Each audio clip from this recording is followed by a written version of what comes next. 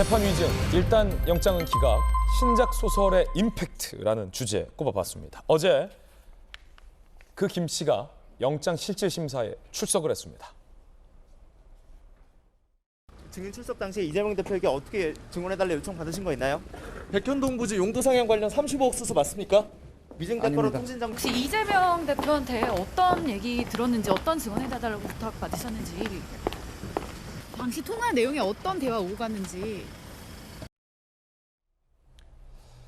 위증 교사가 있었다라고 검찰은 보고 있고 위증을 했다라며 영장 실질 심사, 검찰이 청구한 영장과 관련된 실질 심사 결과는 김광삼 변호사님 어떻게 됐습니까? 네, 영장이 기각이 됐어요. 기각됐어요? 뭐 여러 가지 이야기가 있지만 그 이유는 이제 구속의 필요성이 없다는 거예요. 왜 구속의 필요성이 없느냐? 일단 범행을 부인하잖아요. 그러면 이미 구속이 돼버리면 사실 법원 가서 본인은 이제 방어권 보장을 포기하는 경우가 있어요. 예. 그래서 범행 사실을 제가 볼 때는 대부분 부인하는 걸로 보입니다. 그러니까 재판에 가서 본인의 방어권을 행사를 해라, 이제 그런 취지가 있고요.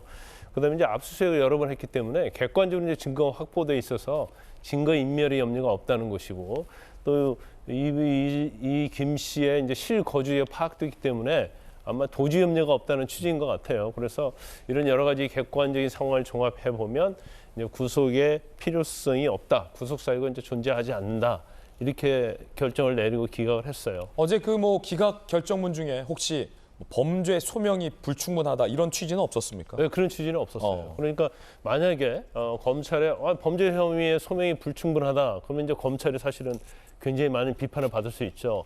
이거 죄가 안 되는 걸 엮어가지고 영장 청구했고, 또 그 범죄 혐의 3개 중에는 또 유지훈과 관련된 부분은 이재명 대표와 또 관련이 있을 수 있잖아요. 예. 그러면 이재명 대표를 타겟으로 해가지고 이 김모 씨를 구속하려는 게 아니냐, 이제 그런 비판을 받을 수 있지만, 범죄 혐의가 인정되냐 인정되지 않느냐 이 부분에 대해서는 언급하지 않고, 단지 여러 가지 이러한 사정을 종합해 보면 구속 사유, 구속의 필요성이 없다, 이렇게 기각을 했어요. 그리고 만약에 범죄 혐의가 소명이 안 된다고 해서 기각을 했으면 검찰에서 수사를 보강 수사하죠. 그래서 영장을 대부분 재청구합니다. 그런데 이런 것은 이제 그런 내용이 없기 때문에 검찰도 다시 영장을 재청구하기는 굉장히 어렵다, 이렇게 봅니다. 자, 그렇다면 방금 보셨던 저분, 이재명 대표가 경기도지사 선거 이후에 공직선거법 위반 혐의로 재판을 받았을 때 1심 재판 때 증인으로 나왔던 인물인데, 원래는 이재명 당시 지사의 반대편에 있었던 인물인데, 그때 당시에는 왜 이재명 대표에게 유리한 진술을 했을까? 이게 좀 상당히 좀 궁금해집니다. 위증교사 의혹인데, 자, 김수영 교수님 좀 이 표를 보면서 설명을 좀 해주시죠. 그러니까 이제 이재명 당시 이제 변호사였죠. 변호사가 이제 검사를 사칭해서 KBS PD와 함께 당시에 성남시장이었던 김병량 시장 측에 취재를 하게 된 거예요. 검사입니다 이러면서. 내가 검사입니다 라면서 이제 취재를 하게 된 거죠. 그 과정에서 이제 검사 사칭을 하게 됐는데, 당연히 그게 거짓말로 취재를 당한 김병량 시장 측에서 화가 났겠죠. 예. 그렇기 때문에 저 김병량 시장의 비서였던 저 A 씨 같은 경우는 이재명 당시 변호사의 반대편에 있었던 사람이 되는 거예요. 그럼 저 이재명 대표와 방송사 PD의 사칭 전화를 받은 사람이 바로 저 김모 씨다. 김모 씨가 바로 받았죠. 나 검사요 하는 전화를 저 김모 씨가 A 씨가 받은 거예요. 그러니까 당연히 이재명 변호사하고는 반대되는 사람의 입장에 있는 사람인데, 1심 재판에 나와서는 오히려 이재명 변호사에게 유리하게 증언을 하니까 재판부에서도 이게 굉장히 신빙성이 있구나라고 받아들였을 가능성이 높죠. 그런데 알고 봤더니 여러 가지 나중에 대가 관계가 있었던 것으로 추정되는 일들이 막 벌어진 거예요. 뭐 돈도 막 받았고 이런 일들이. 그러다 보니까 검찰 입장에서는 이재명 당시 변호사가 위증을 교사했구나라고 생각을 한 거고, 그 녹취록이 있다라는 거죠.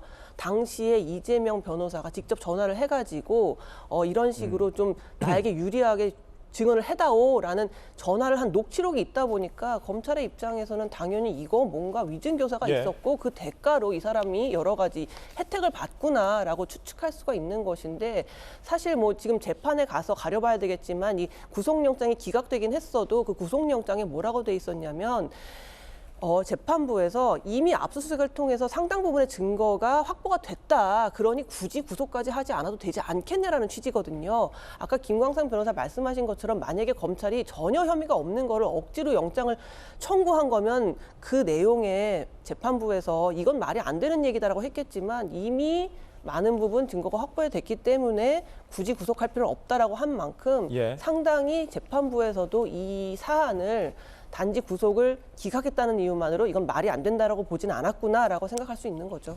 이재명 대표 측에서는 위증 교사 안 했다 부인하고 있는데 전화를 여러 차례 건 것은 인정하고 있죠. 그렇죠. 그리고 직접 했다라는 거예요. 지금까지 이재명 성남시장 경기도지사, 이재명 대표 관련된 모든 일들을 보면은 그 밑에 있는 누군가를 통해서 전화를 했기 때문에 이재명 대표는 나는 모르는 이들이다라고 주로 얘기를 했지만 이 사건 같은 경우에는 이재명 당시 변호사가 직접 전화를 했다라는 거거든요. 그 녹취록이 있다고 하니까 그 녹취록에 뭐라고 적혀 있는지 모르겠지만 그걸 보면 사실은 머지않아서 금방 밝혀지지 않을까 싶습니다. 그럼 어제 그 법원이 충분한 증거가 확보되었다라고 한 부분 속에서는 맥락 속에서는 검찰이 확보했다는 이재명 변호사가 저 증인에게 전화를 걸어서 여러 차례 통화를 한 녹취 파일을 검찰이 확보했다. 이렇게 보도되고 있거든요. 그렇죠. 녹취 파일. 그 압수수색을 통해서 상당 부분 증거가 확보되었다는 게 지금 이분의 혐의가 3개잖아요. 3개이기 때문에 그 어떤 부분에 대해서 얘기하는지는 정확하게는 모르겠어요. 그렇죠. 그런데 어쨌든 그 녹취 파일이 이미 존재하고 사실 그거 열어보면 바로 아는 거잖아요. 이게 위증을 교사한 건지 아니면 진실대로 얘기해달라고 한 건지는 금방 알 수 있는 문제이기 때문에 그 부분에 대해서 재판부의 판단은 굉장히 심플한 것 같아요. 이미 확보가 됐다. 그렇기 때문에 구속까지 해가지고 수사할 필요는 없다라고 본 것 같습니다.